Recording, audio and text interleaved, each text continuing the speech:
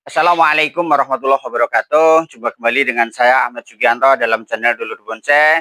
Pada kesempatan kali ini saya berharap rekan-rekan Dulur Bonsai dimanapun berada senantiasa sehat selalu, berkah selalu, senantiasa dalam keberkahan dan keridhaan Allah Subhanahu Wa Taala.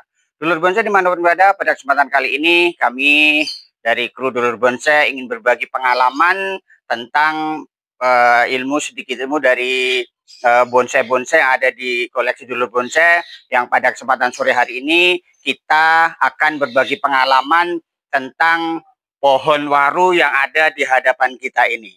Nanti akan kita jelaskan dan juga akan kita kerjakan. Ini sudah mulai gondrong, mulai rimbun, dan mulai sudah over beberapa perantingan. Pada kesempatan kali ini nanti akan kita kerjakan. Untuk itu jangan kemana-mana. Buat rekan-rekan Dulur Bonsai yang belum subscribe, mohon bantuan subscribe-nya, dan apabila ilmu bermanfaat ini bisa bermanfaat, bisa di-share ke rekan-rekan, mudah-mudahan menjadi amal kebuatan kita semuanya. Untuk itu jangan kemana-mana, tetap ikutin channel Dulur Bonsai.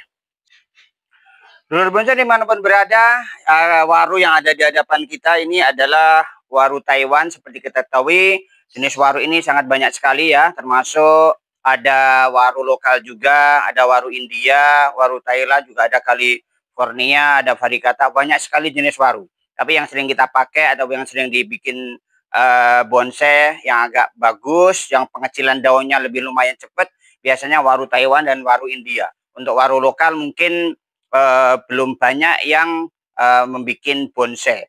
Kalau yang ada di hadapan kita ini sekali lagi ini adalah jenis pohon waru Taiwan yang ciri-cirinya itu batangnya agak kehitaman, dan ini adanya agak kehitaman kemerahan ya. Kalau waru India dia lebih cenderung ke putih dan tunasnya itu tidak kemerahan, dia lebih cenderung ke hijau atau agak kekuningan.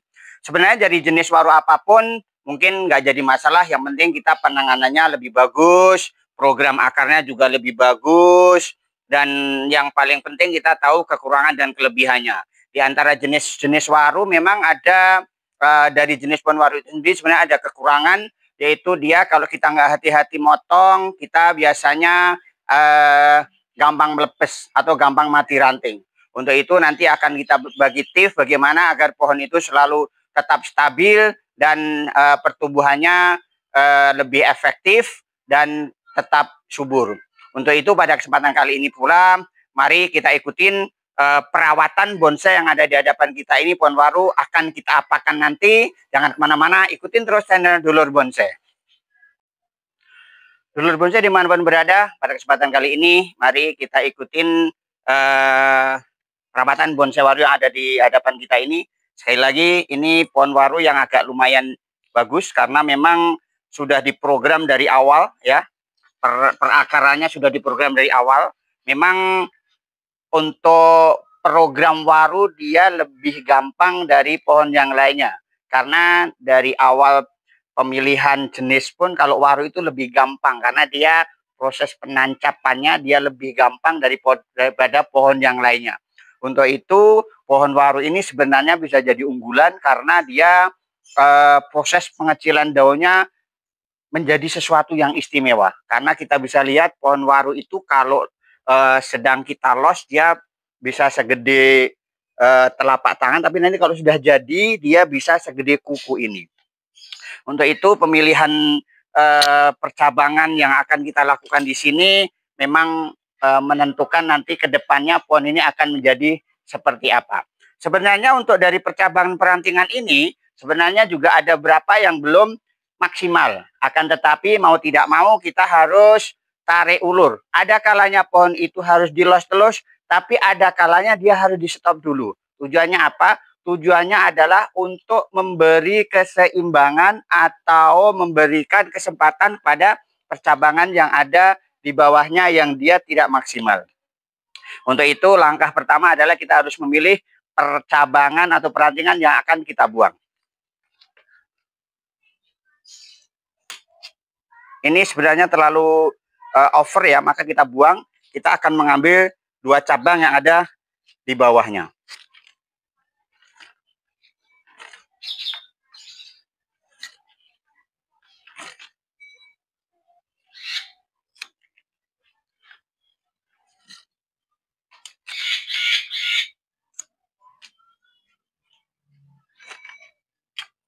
Seperti kita ketahui bahwa langkah awal kalau kita ingin pengawatan bonsai, itu langkah awalnya adalah kita harus pruning. Walaupun tidak sepenuhnya, tapi kita sudah harus pruning.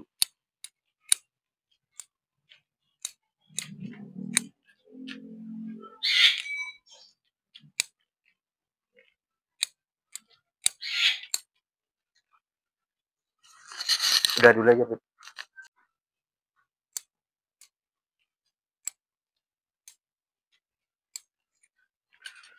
Dulur bonsai dimanapun berada, memang kadang kalau kita pruning itu kalau bisa dihabiskan semuanya. Tapi kalau untuk waru, kita untuk antisipasi biar tidak melepas, memang dia harus ada pancingannya. Untuk itu antisipasi yang terbaik adalah kita jangan membuang semua daun. Kalau perlu kita setiap ada tunas, minimal kalau kita mau buang, kita tunasnya kita sisakan. Karena apa? Untuk mancing dia lebih cepat tumbuh. Karena kalau kita potong benar-benar itu ada pengalaman yang sudah kita lakukan itu dia melepas walaupun setiap kali kita potong tetap kita kasih salep. Tapi yang paling penting jangan lupa saat kita habis potong itu harus kita salep karena waru dia lebih cenderung agak lembek. Jadi gampang melepas.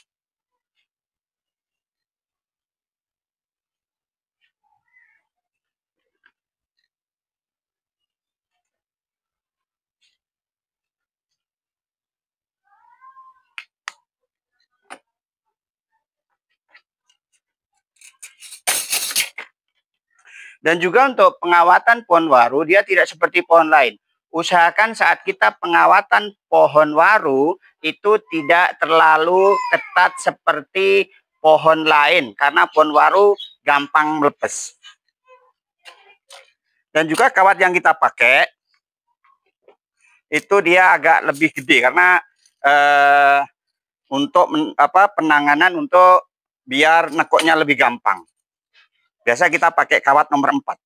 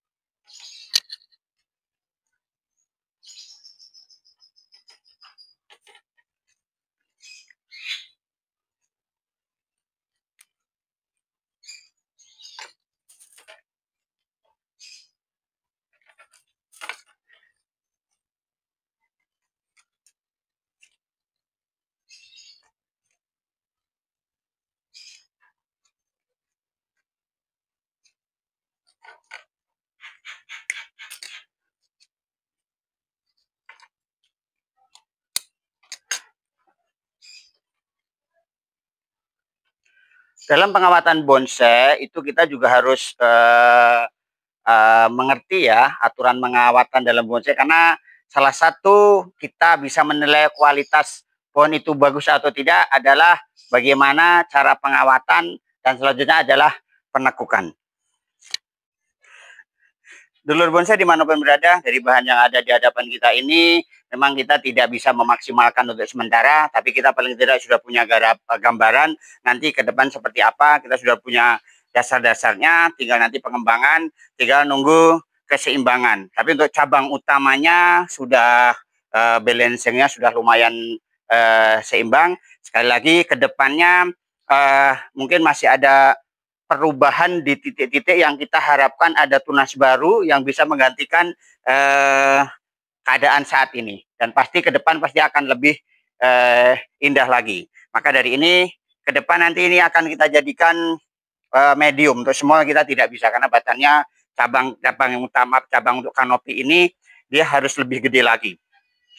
Untuk itu bagi dulur bonsai yang mempunyai bahan yang hampir sama dengan yang ada di hadapan kita ini, mungkin konsepnya akan sama. Kalau pohon formal itu mungkin konsepnya hampir sama, tapi yang paling penting kita bisa ngatur keseimbangan dari percabangan, perantingan, anak ranting dan sebagainya. Dan yang paling penting nanti di akhir endingnya kita bisa mempunyai pohon yang berkualitas. Dah mulai.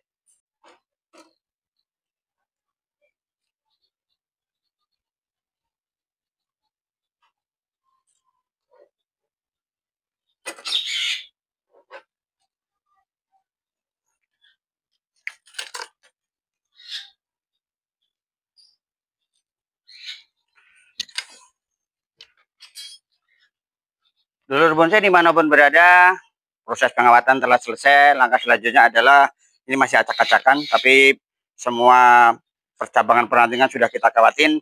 Kita akan mencoba membentuk style ini mau diarahkan seperti apa.